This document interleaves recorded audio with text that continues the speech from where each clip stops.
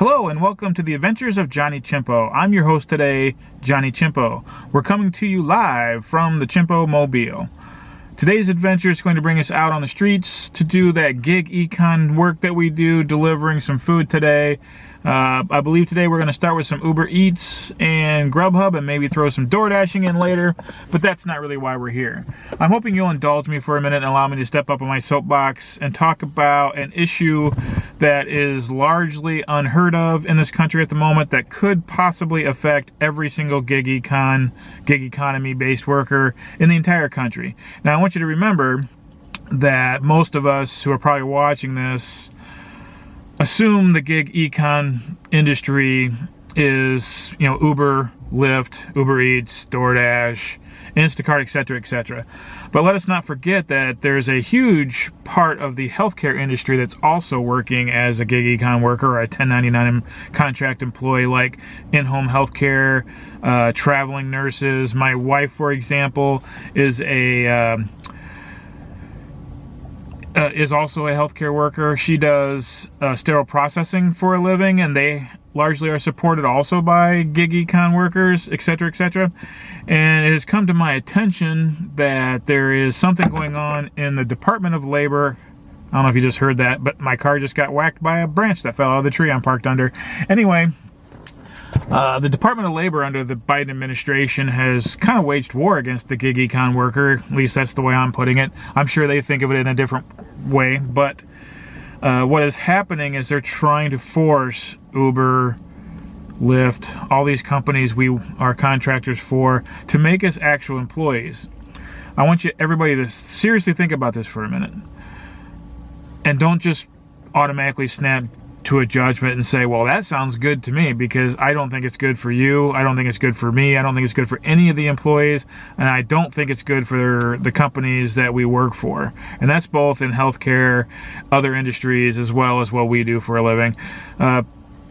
For this video, we're going to concentrate on how it's going to probably negatively affect what we do here with Uber Eats and DoorDash and all that. I decided to do this video because of an article that was published recently in the Washington Examiner. I'll have a link to that article in the description box down below. I encourage you, when you're done watching this video, and please watch the video all the way through, to go out to the Washington Examiner, click that link, read that article. Do your own research. Don't take my word for it. Just take my information, do your own research, and find that what I'm saying to you is not untrue, and that you should seriously consider it. The whole point of this is to get the word out. We all need to get the word out. The Department of Labor is not a situation where they're going to propose a bill to Congress and there's going to be votes so you can write your... That's not going to happen. What you're going to have to do, what we all have to do, is put as much public pressure out there on the elected officials that are going to be hurt by this if we all don't vote for them, essentially. There's midterm elections coming up. The Democrats are already hurting. We need to let them know that we're not going to stand for this, so that they can back off and maybe leave the industry alone for a while. But let's give you a little bit of history. Back during the Obama administration, their DOL started this whole process.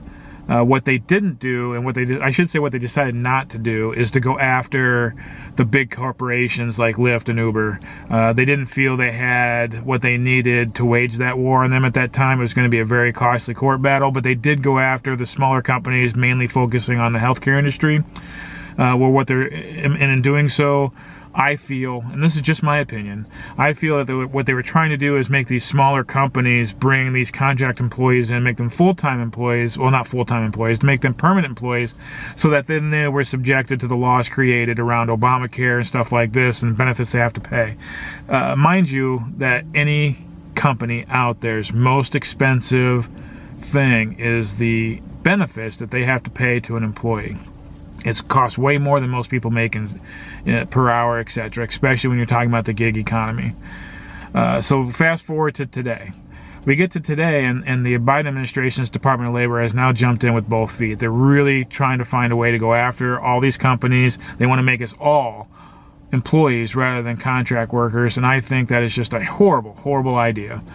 what's going to happen when if they succeed is, instead of you being able, and like me, I spend a lot of time doing market research in my area, trying to find the best days of the week, trying to figure out where the best places are to sit, what are the best restaurants to deliver from, so I can maximize the amount of money I make.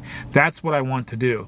Because even though this is technically, they call this a side hustle, in my retirement, this is what I'm doing full time. I do this to make all the money that I can make so that I can do all the adventures we've talked about in previous videos. You know, that's no big secret. I think most of the people doing this are doing it for similar reasons. They want to make a little extra money. They're trying to supplement their family's income, help to pay their family's bills, their car payments or rent, you know, all that other stuff, and maybe have a little left over to take their families out for a fun time at some point or go on vacations. We're all here for that reason. The reason why we chose this industry is because of its flexibility as well. If you do the research like I do, if you do everything you can to maximize what you make, that flexibility gives us the ability to do that. A lot of people are doing it because they can make their own hours. If I want to go out and work on a Saturday, I can go out and work on a Saturday. But if I need that Saturday to go spend with my friends and family because I want to go to a camp outing, or I want to take a weekend and go someplace for a staycation or something like that, I can do that because I don't have to punch a clock. I don't have to ask for time off and compete with other employees. I have that flexibility. If we are all made employees rather than contract employees, that would all go away. The amount of money that you can make is now going to be radically restricted. So market research means nothing. They could even go so far, they being DoorDash, Uber, could go so far as to limiting where you can even work and how many hours you can even work. That's an important point here to remember. Think about that for a minute. You're DoorDash. None of these companies, because of the infancy of the whole industry, are currently making money. They're trying to figure out how best to make money and balance the cost to the customer as opposed to what they got to pay their contract employees and then what they can make to make a profit. Something like this could be devastating to these guys, which means this whole thing would go away. You wouldn't have the ability to work. So I need you to think closely about that. If they have to make us employees, that means they have to offer us benefits. This varies from state to state, so you'd have to look up what your state labor laws are. But in the state that I live in, which is Illinois, by the way, all they would do is limit the number of hours you can work. Because if they limit the number of hours you can work, you're no longer a full-time employee, you're a part-time employee, and then they no longer have to offer you a lot of these benefits. But as an employee, you would then be required to purchase health care if you don't already have it. Hopefully most of you already have it, so that was a non-issue. But just keep that in mind. We'll use the state of Illinois for an example, right? Minimum wage currently in the state of Illinois, they passed the Fair Labor Act, I think it was called, back in 2020, which was supposed to raise minimum wage in this state to $15 an hour by the year 2025. As of 2021, January of 2021, the minimum wage in the state of Illinois is $11 an hour, unless you work as an industry person known as tipped. I'm not really sure where the term tipped came from, but basically what that means, if you're a waiter or a waitress or working as a pizza delivery guy, or by the way, a gig econ working person would qualify for this, a lot of your pay comes from tips rather than from salary. The minimum wage isn't $11 an hour in 2021, it's $6.60 an hour in the state of Illinois. Every state has these laws. You'll have to look it up in the state you work in to know for sure how this would affect you. But just to put that in perspective, if you're working for DoorDash, let's say, and as an employee, and they are required to pay you a minimum wage, in Illinois, that minimum wage would be $6.60 an hour. So let's put a little math to this. I'm not a math whiz, and obviously you can't represent every scenario. Every scenario is different. But I decided to use the example of a delivery that is an 8-mile delivery. A lot of us wouldn't take an 8-mile delivery, I know, because of how far it is. But you wouldn't have that choice, by the way. As a gig econ or as a DoorDash, Uber employee rather than a contractor, they can tell you you don't have the right to refuse any order. So now you have to sit here and take every single one, because if you don't, you're going to get fired and they'll move on to the next guy. They have that power if you're an employee rather than a contract employee. So if they say you have to do an 8-mile delivery, you got to do an 8-mile delivery. The reason why I chose an 8-mile delivery is because if you worked enough for DoorDash and Uber, an 8-mile delivery, at least in my market anyway, it would be different if you're in a bigger city with more traffic. You could do that delivery, if it went smoothly, in about a half an hour, which means you could do approximately 2 per hour. Okay, so the math behind it is simple, right? And I've got it here on my phone if you see me looking away. If you were to do an 8-mile delivery and they paid you per mile, which they would have to do, the government standard right now is 56 cents a mile. Actually, I have that here too. Let me look real quick. What the federal government says is, yes, 56 cents a mile, but an employee or employer, sorry, would not pay you that 56 cents a mile. They would pay you a portion of that, and then you would have to deduct the rest of those mileage off your taxes at the end of the year.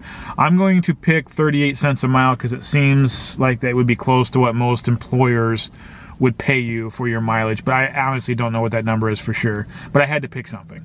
So I picked 38 cents a mile. At 38 cents a mile, an 8-mile delivery, and by the way, you only get paid to the delivery because once you've dropped that delivery off, you're no longer working anymore. So you only get paid for the way there, not for the way back.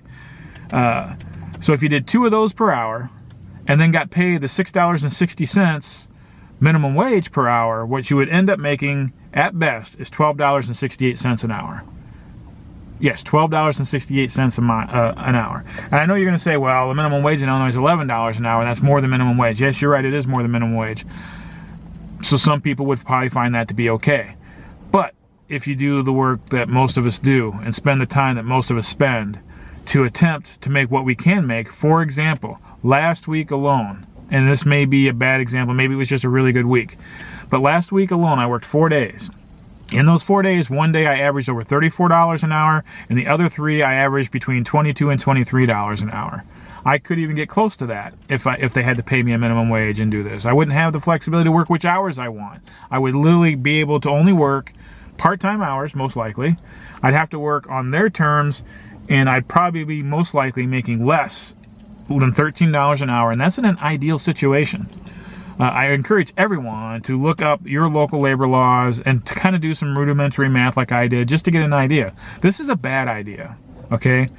I did post something on a social media site recently about this, and I did get one response that brought up an interesting point, and it was someone who fell. I live in the Midwest, so winters are a real thing obviously here. She fell and was injured doing a delivery.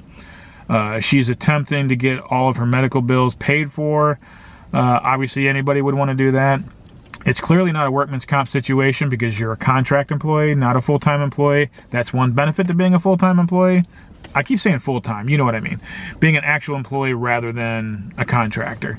But I don't think she's going to get that. She tried to sue the owner of the home that didn't clear their sidewalk. All this stuff is going on. So there are risks. In my opinion, when I signed up to be a contract employee, I agreed to assume some of that risk. I have health care through my wife's work. Not everybody's in that situation, but if you have any type of health care, you're going to get your medical bills paid for that way, and then you can do what you want to do. I just encourage everyone, please, look this up. Think about it. Read the article, by the way. My sister wrote the article that's in the Examiner, the Washington Examiner. She has credentials that make her basically an expert on the subject. You can form that opinion. She was actually the administrator of the Department of Labor's Wage and Hour Division during the Bush administration, appointed by President Bush. After that was over, she became a labor attorney and rapidly became one of the most respected labor attorneys in the United States. She now is retired and works as a consultant, as an expert on labor subjects, which is why she wrote this article and why this article was published. So do me a favor, click the link below to that article, read it, come back here. Please comment down below. Let's get a conversation going through YouTube, through other social media sites about this. Let's get awareness for this out there the best that we can, because it's our voices and only our voices that can alter the course of what's going on. Like I said earlier, the single most expensive thing for any company is the cost of the benefits they have to give to employees. This is an industry that's new. None of these companies are currently out of the red. I don't know what they can handle. If they have to take the tens of thousands, hundreds of thousands of drivers, make them employees and pay them all benefits, can they even afford to do that? And if they can't, they're going to have to pass that cost difference on to their customers and to us, and they're going to pay us the least amount of money they can possibly get away with. We don't want that. It's not good for anyone. Anyone.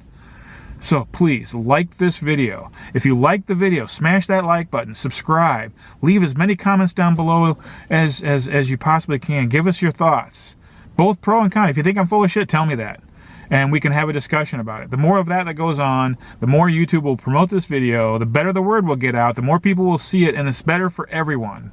So like I said, smash the like button. Click on that link, go read that article. Leave a comment over there, leave your comments down below. Help us all out. Let's get the word out, let's get this taken care of, let's get our voices heard, and try to save our industry the only way we can, with our voices and our opinions. I really appreciate you watching. Hopefully you'll do all that. We'll see you back here next time. Have a good day.